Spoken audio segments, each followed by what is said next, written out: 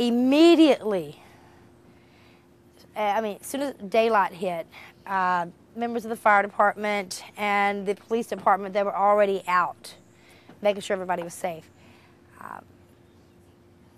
So, I mean, it was just an interesting thing to watch, the whole community up and just started taking care of their own.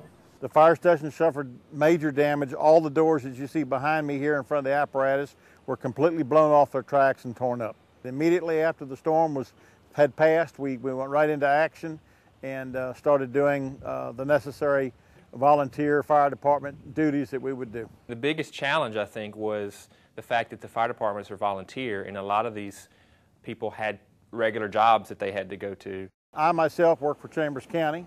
I do building maintenance for Chambers County, so I was very much involved in a lot of the generator and electrical hookup in all the buildings.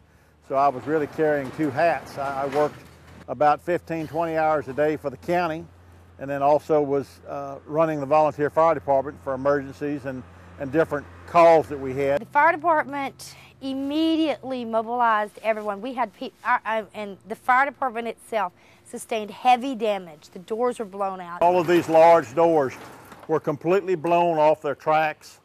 When they blew in, they actually blew in and fell on top of the fire apparatus. So the first thing we had to do when we arrived after the storm was get all of the debris off the fire apparatus, get it outside, stacked up out of the way so we could pull the engines and stuff out. All the lighting that you see was completely torn down. All that, of course, had been replaced, but all that fell in.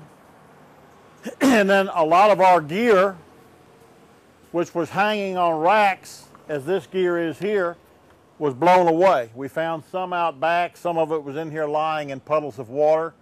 So a lot of the gear couldn't be cleaned and had to be replaced. So I think we lost about 10 sets of bunker gear. This truck suffered some major damage. The windshield was completely busted out. The front of the truck was scarred and damaged. The headlights and some of the lighting, the rotary light and some of the lighting on the truck had to be completely replaced. It was not damaged to the point we couldn't use it to fight fire or rescue with. All of our vehicles were still serving the community immediately after the storm. I think we have a better knowledge of what might occur if we have another storm like Hurricane Ike.